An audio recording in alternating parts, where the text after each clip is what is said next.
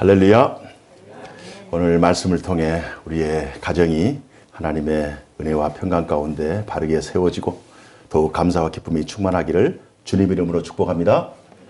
여러분 가운데 함께하기를 축복합니다. 오늘 말씀의 제목은 가정은 아름다워입니다. 가정은 아름다워. 오늘 말씀을 통과한 이후에 여러분의 가정이 얼마나 아름답고 소중한 것인가를 하나님 앞에 고백하면서 더욱 기쁨이 배가 되기를 소망합니다. 우리의 인생은 가정이 인생의 처음과 끝이다라고 해도 과언이 아닐 것 같습니다. 저도 목회를 해오면서 우리 인생의 처음과 끝을 보잖아요. 그러면 인생이 이 땅에 와서 가정에서 부모, 또 형제, 또 가족들 그 따뜻한 환영을 받으면서 탄생했다가 긴 인생을 살고 또 인생의 그 풍지풍파를 다 헤쳐나간 다음에 이제 마지막 달려갈 길을 다 마치고 하나님의 품에 안길 때 마지막 돌아갈 때 역시 그 빈자리를 지키는 사람들은 역시 가족이에요. 그래서 요람에서 무덤까지 우리 인생의 처음과 끝이 가정 혹은 가족 안에서 이루어지는 것이다. 저는 그렇게 생각합니다. 국가 지도자들에게 있어서 가장 중요한 책무는 국가 또 나라와 민족을 외세로부터 보호하고 또 자유와 평화를 지켜내는 것. 이것이 국가 지도자들에게 있어 가장 중요한 의무입니다. 그렇다면 우리 가정을 가지고 있는 우리들, 가족 구성원들에게서 가장 중요한 것은 하나님께서 세우신 가정, 하나님께서 허락하신 이 가정을 최선을 다해 지키고 더 아름답게 가꾸고 더 번성할 수 있도록 힘을 다하는 것. 이것이 우리 그리스도인들에게 허락하신 신자의 사명인 줄로 믿습니다. 오늘 말씀을 통해 여러분의 가정이 또 우리 교회가 하나님께서 기뻐하시는 가정 또 하나님이 기뻐하시는 가정들이 모여있는 복된 교회가 되기를 주님 이름으로 축복합니다. 먼저 하나님은 누구에게 복을 주시는가? 이 가정의 주의를 보내면서 하나님은 누구에게 복을 주시는가? 아무에게나 복을 주시는가? 모든 사람에게 복을 주시는가? 여러분 생각 어떠세요? 하나님은 사랑의 하나님이시지만 모든 사람들에게 사랑을 베풀지는 않습니다. 하나님의 속성은 한편으로는 사랑, 한편으로는 공의라고 하는 두 가지 양면이 있어요. 그래서 하나님께서 복을 주시는 사람, 하나님께서 심판하시는 사람, 이게 양쪽으로 나눠집니다. 그래서 누구에게 복을 주시는가? 다 복을 누리는가? 아닙니다. 오늘 본문 말씀 1절에 보면 여호와를 경외하며 그의 길을 걷는 자, 여호와를 경외하며 그의 길을 걷는 자마다 복이 있도다. 누가 복을 받느냐? 여호와를 경외하는 자, 또 여호와와 동행하는 자. 이 두 사람이 이런 사람들이 복을 받아요. 이 경외라고 하는 단어는 하나님의 존재와 그분의 가치를 인정하는 것입니다. 나의 삶 속에서 내 생각도 있고 내 뜻도 있고 또 내 경험도 있고 다 있잖아요. 그러나 그럼에도 불구하고 하나님의 존재, 하나님의 가치, 하나님의 말씀, 그 말씀을 인정하는 거예요. 그래서 이 경외는 자연스럽게 예배로 이어집니다. 우리가 드리는 예배는 하나님을 경외하며 드리는, 또 경외하기 때문에 드리는 아주 거룩한 행위입니다. 하나님을 동행하는 자, 그분의 말씀, 그분의 뜻, 그분의 그 기대에 순종하며 하나님의 길을 걸어가는 것, 자신의 길을 고집하지 아니하고 자신의 뜻을 관철시키기 위해서 하나님의 말씀을 곡해하거나 또 오역하지 아니하고 하나님의 길을 묻고 하나님께서 가라 하시는 그 길을 묵묵히 순종하는, 그 하나님을 선택해서 가는, 하나님을 붙잡고 가는, 하나님을 놓치면 나의 인생에 희망이 없다, 절망밖에 없다라고 하는 그런 간절한 마음, 그러나 하나님을 사랑하면서도 하나님을 두려워하는 마음, 하나님의 말씀을 즐거워하면서도 하나님의 그 존재와 가치를 이 세상에 있는 그 어떤 가치보다 더 높이면서 하나님과 거룩한 동행을 하는 이런 사람들, 이런 사람들이 하나님께서 복 주시는 하나님의 백성인 줄로 믿습니다. 이런 관점에서 여러분과 제가 하나님을 경외하고 하나님 예배하고 하나님과 동행하며 우리 일상에서 하나님의 뜻을 최우선으로 섬기면서 지금까지 이렇게 살아오는 것. 그래서 저는 여러분이 은혜의 최정점에 있고 하나님의 구속 역사의 중심에 서 있는 하나님의 복받은 인생인 줄로 믿습니다. 인생을 이렇게 우리 인생을 우리 스스로 한번 해석해 보는 거예요. 그래서 내 기준으로가 아니라 하나님의 말씀에 비추어서 하나님의 계획과 뜻에 비추어서 하나님의 구속 역사에 비추어서 나는 어느 위치에 서 있는가? 나는 하나님을 예배하는 예배자의 위치에 서 있는가? 나는 하나님과 동행하는 동행자의 길을 걷고 있는가? 그렇게 하고 있다면 정말 하나님 앞에 감사할 일이고 또 그러지 못하고 있다면 어서 복 있는 자리로 돌아오는 것. 이것이 하나님의 백성의 자세인 줄로 믿습니다. 본문에는 복받은 사람들이 누리는 세 가지의 복에 대해서 말씀하고 있습니다. 시편 기자가 하나님 앞에 지혜를 받고 하나님이 주신 영감으로 시를 적었잖아요. 오늘 본문 말씀을 기록했잖아요. 그래서 복 있는 사람은 하나님을 경외하고 또 하나님의 말씀에 순종하는 사람인데 과연 복 있는 사람들에게 하나님께서 어떤 복을 주실 것인가? 오늘 본문에는 세 가지의 복에 대해서 말씀합니다. 2절 말씀해 보니까요. 내 손이 수고한 대로 먹을 것이다. 내 손이 수고한 대로 먹을 것이다. 첫 번째 복이. 두 번째는 내가 복되고 형통할 것이다. 형통할 것이다. 세 번째로는 내 자식의 자식을 볼 것이다. 6절 말씀입니다. 내 자식의 자식을 볼 것이다. 이 세 가지의 복을 약속하십니다. 첫 번째, 내 손이 수고한 대로 먹을 것이다. 심는 대로 거두는 인생을 살 것이다. 심는 대로 거두는. 인생을 살아갈 때 얼마나 많은 사람들이 헛수고를 합니까? 자신은 최선이라고 하고 자신은 열심을 다했는데도 불구하고 돌아오는 것은 아무것도 없어. 빈털터리. 헛수고 인생. 그러나 하나님께 복 받은 인생은 사랑, 용서, 노력, 땀, 수고 그 모든 것을 심은 대로 거두어야 되는. 그러나 놀라운 것은요. 하나를 심으면 하나가 돌아오지 않고 하나를 심으면 수십 개, 수백 개가 30배, 60배, 100배로 돌아오는 그 하나님의 계산법. 하나님의 특별한 계산법 아래에서 그 복을 계속 누리게 되는 것이 하나님의 은혜인 줄로 믿습니다. 이게 복이에요.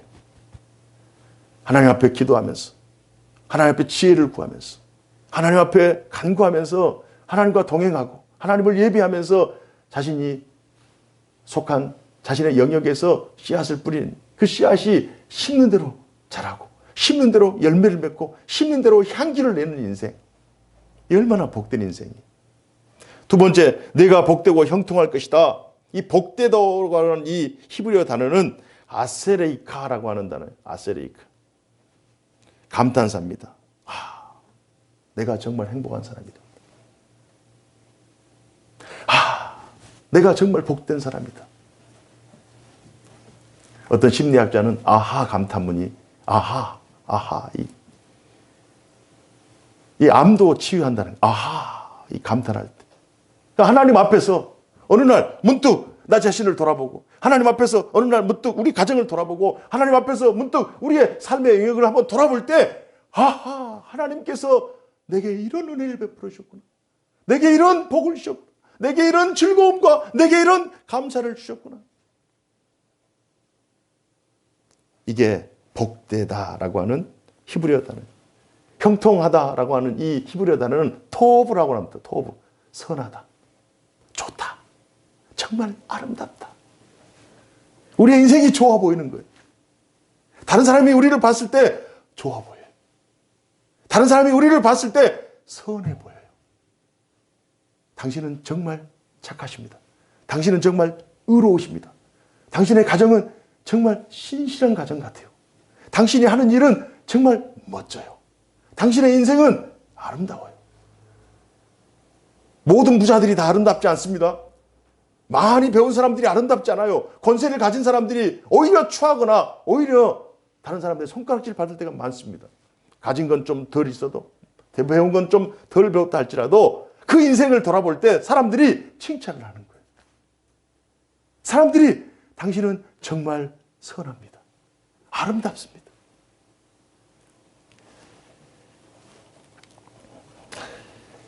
러시아의 어떤 혁명가가 혁명을 하다가 암살을 당합니다. 그때 암살을 당하기 직전에 이런 말을 하고 죽어요. 그래도 인생은 아름답다. 이 모티브를 해서 영화 한 편이 만들어집니다. 이탈리아 감독이 만든 인생은 아름다워. 2차 세계대전을 기반으로 하는 홀로코스트 영화예요. 그래서 세상에서 가장 유명한 홀로코스트 영화는 쉰들러 리스트죠. 스티븐 스필버그 감독이 만든 쉰들러 리스트. 그 쉰들러 리스트 다음으로 유명한 영화가 인생은 아름다워. 비영어권, 그러니까 영어를 하지 않는 비영어권에서 최초로 아카데미 주연 배우상을 받고 칸 영화제에서 감독상을 받았어요. 참 대단한 영화예요. 그 내용에 보면 이런 내용이 있습니다. 2차 세계대전이 발발하고 독일군이 유대인들을 학살하기 시작합니다. 그 전에 학살하기 이전에 몇 년, 45년 이전에 시골에 어떤 한 청년이 귀도라고 하는 청년이 있어요. 그 청년이 로마로 상경을 합니다. 로마의 상경에서 그 성격이 얼마나 쾌활하고 얼마나 즐겁고 얼마나 호탕한가. 유머가 재치가 있어요. 근데 거기에서 인생의 아주 인상적인 만남, 극적인 만남, 도라라고 하는 그 아가씨를 만납니다. 한눈에 반해버려요. 자기는 가진 것도 없고 배운 것도 별로 없지만 이 여인을 너무 사랑한 거예요. 그 여인이 자기가 어렸을 때부터 자라면서 보아왔던 유복한 가정에서 자란 약혼녀가 있음에도 불구하고 이 약혼녀보다도 이 귀도가 자기를 더 사랑한다는 이 사실을 확인하고 약혼을 파혼하고 귀도랑 결혼을 합니다. 그래서 아들을 낳았는데 그 아들이 조슈아예요. 조슈아가 5살 됐을 때 이제 독일군들이 유대인들을 핍박하기 시작합니다. 그래서 포로 수용소로 데리고 가요. 그래서 이 아빠 귀도가 조슈아랑 같이 잡혀갑니다. 이 도라는 유대인이 아니에요. 그런데 도라도 자기 남편과 아들이 잡혀가자 같이 여자 수용소 기차간에 몸을 싣고 서로 수용소로 떠납니다. 그래서 온 가족이 다 포로 수용소로 이동합니다. 그때 두려움에 떨고 있는 이 아들 조슈아,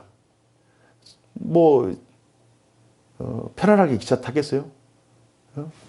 기차에 그냥 꽉꽉 채워가지고 앉을 데도 없이 꽉꽉 채워가지고 그 유대인들이 전체 타고 왔는데 어린아이는 자기밖에 없는 거예요. 아빠 어디 가?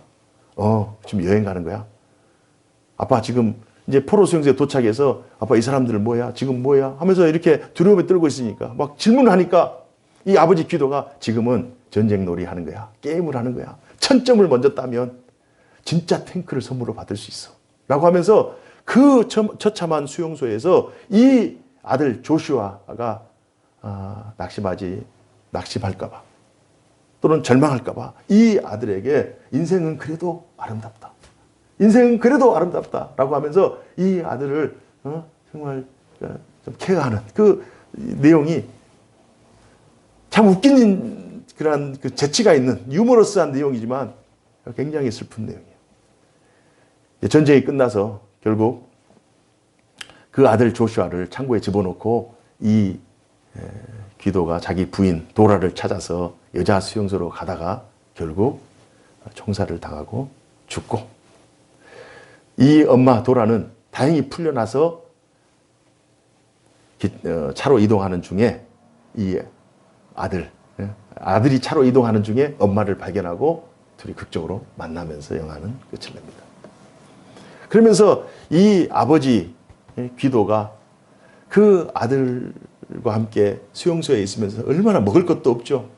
입을 것도 없죠. 잠잘 때도 마땅치 않죠. 그 하루 종일 노동하면서 지친 몸으로 수용소 숙소에 들어왔을 때 그 아들은 이제는 재미없다 집에 가자는 거예요. 수용소 구석에 숨어가지고. 그러나 그 아버지가 이 아들을 달래면서 지금 300점 모았다, 400점 모았다, 500점 모았다 이러면서 아들과 함께 그 어려운 환경을 기쁨으로 바꾸어내라. 그런 영화가 인생은 아름다워입니다. 우리의 삶도 마찬가지예요. 우리의 삶도 참 어려움의 순간, 또 고난의 순간, 역경의 순간, 말할 수 없는 비참과 슬픔의 순간이 어찌 없겠어요. 그러나 그럼에도 불구하고 하나님의 은혜, 하나님의 도우심, 하나님의 역사하심, 하나님의 그 신실하심을 의지하면서 말씀과 기도의 능력으로만 이겨내는 거예요. 오늘 말씀의 제목이 가정은 아름다워. 여러분의 가정 가운데 좋은 일만 지금까지 뭐 승승장구하면서 한 번의 실패도, 한 번의 낙심도, 한 번의 슬픔도 없이 지금까지 달려온 가정은 한 가정도 없을 거예요. 때로는 이별을 하고, 때로는 고통 가운데 있고, 지금도 풀리지 않는 수많은 문제 속에서 세상의 모든 짐들을 다 끌어안고, 가장은 가장대로, 주부는 주부대로, 자식은 자식대로, 이것이 우리의 인생. 마치 포로 수용소에 강제적으로 집단 수용되어 있는, 자신의 힘으로, 자신의 능력으로 어떻게 상황과 환경을 해결하지 못하는 그런 연약함이 우리에게 있어요. 그러나 그럼에도 불구하고 하나님이 우리 가정에 함께 하시고, 하나님의 말씀이 세상을 변화시키고 환경을 변화시킨다고 하는 이 확신, 끝은 분명히 있을 것이다. 합력하여 선을 이루시는 하나님의 도우심이 언제나 우리 가정 가운데 늘 함께 임하고 있다. 하나님을 어떤 순간에도 경외하고 하나님을 예배하는 자리에 서 있다면 하나님께서 내게 은혜와 복을 주실 것이다. 그러면 그 가정은 불행의 가정이 아니라 아름다운 가정이 될 줄로 믿습니다. 그 가정이 아름다운 거예요. 웃을 수 있는 환경이 있기 때문에 행복한 것이 아니라 웃기 때문에 우리는 행복한 인생을 살아가는 것입니다. 하나님을 경외하는 자들, 내가 복되고 형통할 것이다. 하나님을 선택하고 하나님의 말씀을 붙잡고 나아가면, 아하, 이래서 하나님께서 이런 고통도 주셨구나, 이래서 하나님께서 이런 시련도 주셨구나, 이래서 하나님께서 기도하게 하셨구나. 그러면서 슬픔이 변하여 기쁨이 되는 거예요. 비통이 변하여 하나님을 향한 찬양이 되는 것입니다. 이것이 하나님 앞에서 복된 인생인 줄로 믿습니다. 세 번째, 내 자식의 자식을 볼 것이다. 하나님의 언약은 연속성이 있어요. 이어집니다. 계속 이어져요. 제가 어부의 아들이잖아요. 어촌에 보면은 우리 어머니 아버지 따라서 멸치잡이를 하러 가다 보면, 우린 배로 타고 가요, 배를. 그러면 30분에서 1시간 정도 어장이 있는 곳으로 갑니다. 근데 가다 보면 섬에서 이렇게 낚시질을 하는 분들이 있어요. 그럼 낚시하면은 뭐, 잘 낚으면 뭐 10분 혹은 뭐 30분에 한 마리씩 낚겠죠. 그러나 이게 안 잡히면 그냥 뭐 하루에 한 마리, 뭐 어쩔 때는 뭐 그냥 한 마리도 못 잡고 집에 가는 수가 있어요. 오히려 돈 주고 사서 먹는 경우가 있어요. 그럼 저희들이 지나가면서, 야, 참 고생한다, 참 수고한다, 멀리까지 와가지고. 우리는 어장에 이제 그물을 넣잖아요. 그러면 들물 썰물 하면서 고기가 한두 마리가 아니에요. 한두 마리가 아니에요. 수만 마리, 뭐 멸치떼가 뭐 수만 마리, 수십만 마리가 들은 거예요. 하나 이렇게 잡는, 물론 손질 그 맛은 있겠지만 이게 비교할 수가 없는 거예요. 하나님의 은혜가 그런 은혜예요. 이어지는 은혜예요. 오늘만 은혜가 임하는 것이 아니라 들물통, 썰물통, 내일 하면서 계속 이어지는 은혜가 있어요. 우리 당대에만 하나님께서 복을 주시는 것이 아니라 하나님을 경외하고 하나님과 동행하는 하나님의 백성들에게 당대뿐만 아니라 후대, 자식에까지 복을 주시는 것이 하나님의 은혜의 역사인 줄로 믿습니다. 하나님을 경외하고 하나님을 동행하는 자에게 하나님께서 내 손이 수고한 대로 먹을 것이고, 내가 잘되고 형통할 것이고, 내 자식의 자식을 볼 것이다. 이 세 가지의 약속. 여러분들이 이 약속의 주인공인 줄로 믿습니다. 여러분의 가정이 하나님 앞에 이 어버이 주일, 가정 주일에, 내 가정이 진정으로 복된 가정이구나, 이 고백이 있기를 주님 이름으로 축복합니다. 그렇다면 하나님께서 주신 복은 어디에서 확인할 수 있는가? 이게 중요해요.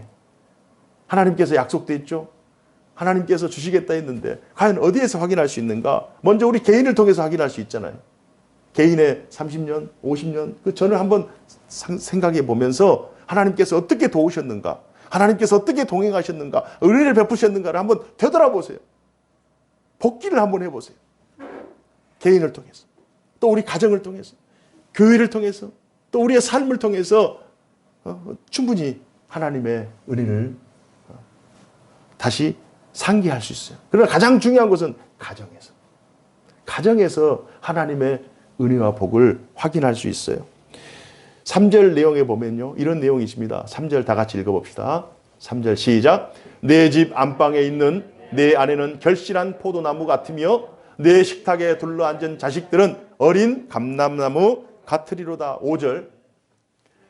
여호와께서 시온에서 내게 복을 주실지어다. 너는 평생에 예루살렘의 번영을 보며. 이 말씀이었습니다. 어디에서 확인할 것인가? 첫 번째, 가정에서. 3절, 결실한 포도나무와 같은 아내, 결실한 포도나무와 같은 배우자를 통해서 나타납니다. 포도는요, 세상에서 가장 비싼 과일이에요. 가장 사랑받는 과일입니다. 포도주의 값을, 정말 진상품, 극상품 포도주의 값은 부르는 것이 값이에요. 세상에 몇 천만 원짜리 하는 과일이 어디 있어요? 제가 중국 가서 두리안을 먹었는데요. 두리안이 냄새가 고약해요. 그러나 그것을 까고 속을 먹으면 아주 달콤합니다. 한국에서 한번 먹어보려고 하니까 없어요. 뭐처럼 어디 뭐 백화점이라든지 한번 이게 뭐 마트 같은데, 백화점 가지도 않지만은 마트 같은데 가보면 이런 크지도 않아요. 조그만 것이 한 7만 원, 막 6만 원 그래요. 그래서 한 번은 저희 뭐 처가랑 한번 모였을 때 그걸 한번 사가지고 큰 맘 먹고 명절 때인가 한번 샀어요. 그래가지고 쪼개가지고 해서 먹었는데 감사하게도 냄새 때문에 먹지를 못하더라고요. 그래서 내가 90%를 먹었습니다. 조그만데 야, 이건 이제 먹잘 것도 없겠다 이렇게 생각했는데 쪼개놓고 보니까 안 드시는 거예요. 그래서 제가 다 먹었어요. 얼마나 감사하든지. 그런데 7만 원인가 아마 됐을 거예요. 비싸죠. 7만 원. 몇 번을 망설이면서 이거 살까 말까 하다가 한번 그래도 중국까지도 가는 것은 뭐 돈이 더 들어가니까 그냥 한번 맛이라도 보게 해주자 이래서 사서 먹었는데 7만 원. 7만 원 이상 되는 과일이 별로 없어요. 포도는 그러지 않아요. 포도주는 몇 천만 원이에요. 부르는 게 값이에요. 우리 가정에 있는 우리 배우자들이 그런 값비싼 결실한 포도나무와 같다는 얼마나 귀한 말씀입니다. 또한 어린 감람나무와 같은 자식들을 통해서 하나님께서 내게 이런 복을 주셨구나. 한 번은 제가 가족들이랑 밖에 나가서 이제 걷고 있는데 이 막내랑 같이 걷고 있는데 집사람이 그러더라고요. 우리 은수랑 저랑 걷는 모습이 똑같다는 거예요. 걷는 모습이. 전혀 그런 걸 못 느꼈는데 걷는 모습이 똑같다는 거예요. 제가 알고 있는 어떤 목사님도 그 목사님하고 그 아들하고 걷는 모습이 똑같더라고요. 그래서 어떻게 저렇게 똑같지? 이렇게 생각을 했었어요. 그런데 그렇다는 거예요. 나랑 닮은 내 자식들이 우리 가정에서 우리 부부를 통해서 이렇게 태어나고 자라고 내 뒤를 이어서 하나님을 섬기고 있다. 내 뒤를 이어서 나와 함께 우리 가정을 가꾸고 있다. 이게 얼마나 복인지 몰라요. 이게 얼마나 큰 은혜인지 몰라요. 감람나무는 초고급 목재입니다. 고대 그리스에서 감람나무 월계관을 만들었을 정도로 아주 귀한 거예요.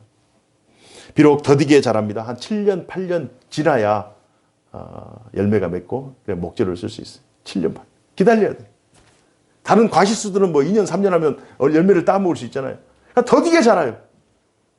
천천히 자라요. 그러나 자라나오면은 그것이 견실한 포도나무, 견실한 나무가 되는 거예요. 튼실한 나무가 되고 그 열매가 있는 거예요. 우리의 자식들도 마찬가지입니다. 지금 자라고 있잖아요. 자라고 있어요. 그래서 더디 자라요. 다른 집 나무들은 빨리 자라는 것 같은데 왜 우리 나무는 이렇게 더디 자라냐 이렇게 말할 수도 있지만 잘하고 있어요. 성장과 성숙을 하고 있어요. 그래서 계속 물을 주고 계속 걸음을 주고 가꾸고 칭찬해주고 격려해주고 위로해주면 그 나무가 더디 자랄지언정 언젠가는 자라서 자기 값을 하게 될 줄로 믿습니다. 그러니까 우리 자식들이 하나님께서 내게 주신 복의 열매다. 지금 당장 속 썩인다고, 지금 당장 내 뜻대로 안 된다고, 지금 당장 내 자식이 하는 일이 좀 막히고 어렵다 할지라도 내 자식을 평가절하해서는 안 돼요. 하나님의 관점에서 우리 자식들을 봐야 돼요. 하나님께서 그 자식을 포기하지 않았는데 부모가 포기할 수 없잖아요. 하나님께서 여전히 기대를 가지고 있는데 부모가 먼저 실망할 수는 없잖아요.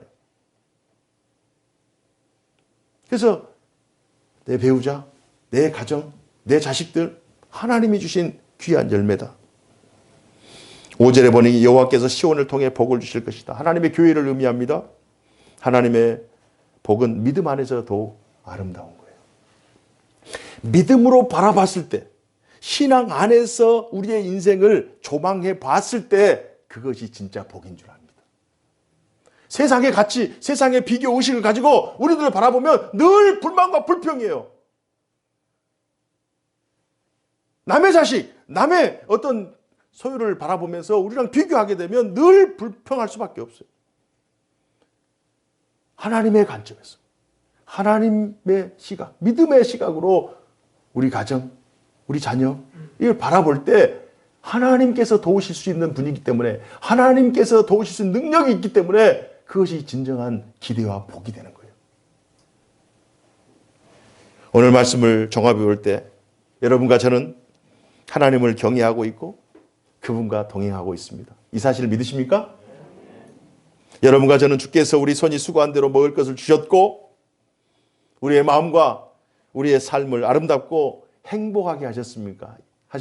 이 사실을 믿으십니까? 한번 더 돌아보세요. 오늘 말씀을 종합해 볼 때 하나님께서 여러분과 저에게 적당한 자손도 주셨고 좋은 교회도 허락해 주셨고 말씀의 복도 주셨고 은혜도 주셨어요. 이 사실을 믿으십니까? 그래서 여러분과 제가 복 있는 사람이에요. 이보다 아름다운 인생이 어디 있는가? 이보다 더 아름다운 가정이 어디 있는가? 그러므로 신자의 가정은 언제나 하나님께서 주신 복을 지켜야 해요. 하나님께서 내게 복을 주셨다. 가정을 지켜야 돼. 가정을 지켜야 돼. 우리 자식들을 지켜내야 돼. 말씀으로, 기도로 지켜내야 돼요. 우리 가정은 하나님께서 세우신 것이다. 우리 가정이 복되다라고 하는 확신과 믿음을 가지고 지켜내야 돼요.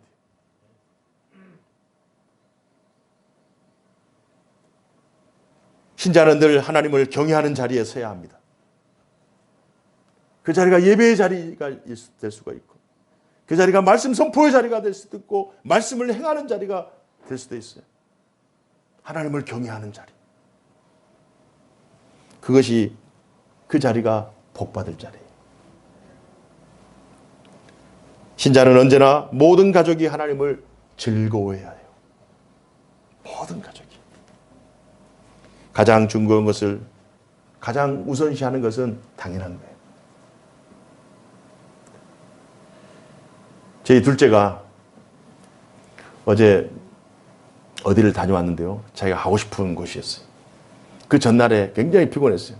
그러나 우리 부부가 깨우지 않았는데도 자기가 하고 싶으니까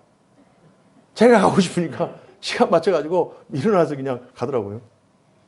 큰 놈도 마찬가지. 가장 자기가 중요하게 생각하는 것을 최우선으로 생각하는 거예요. 하나님을 즐거워하는 것, 하나님과 함께하는 것을 최우선으로 하게 되면 하나님을 예배하는 것, 하나님의 복이 있는 곳에 올 수밖에 없는 거예요. 최우선 순위니까. 일이나 말이나 무엇을 하든 하나님 우선, 하나님 중심. 사랑하는 여러분, 이제 가정주일, 특히 오늘 어버이 주일입니다. 부모는 자녀에게, 자녀는 부모에게 효도하고 또 사랑하고 또 하나님께서 우리에게 가정에게 주신 이 가족에게 주신 이 복을 다시 한번 되새기면서 하나님 앞에 감사와 기쁨이 충만하고 더 복되고 더 행복한 가정이 되기를 주님 이름으로 축복합니다. 기도하겠습니다. 사시고 역사하신 하나님 아버지 감사합니다. 오늘 시편 128편의 말씀을 우리가 함께 나누면서 여호와를 경외하며 그의 길을 걷는 자가 복 있다. 그러므로 우리는 이미 하나님 안에서 복받은 인생임을 말씀을 통과하며 고백합니다. 주님, 우리의 가정들을 축복하여 주시고 은혜 베풀어 주셨어. 이 땅에 사는 날 동안 결실한 포도나무와 같이 어린 감람나무와 같이 시온에서 복을 누리는 것 같이 우리 모든 사랑의 가족들이 이러한 복을 누리게 하여 주옵소서. 하나님께서 약속하신 약속의 말씀이 우리의 삶의 현장에서 성취가 되고 이루어지는 놀라운 기적의 역사를 경험케 하여 주옵소서. 그리하여 우리의 가정이 아름답다. 나의 인생이 주 안에서 아름답다. 이렇게 고백할 수 있는 우리 개인 가정, 교회 되게 하여 주옵소서. 주 예수님 이름으로 기도하옵나이다. 아멘.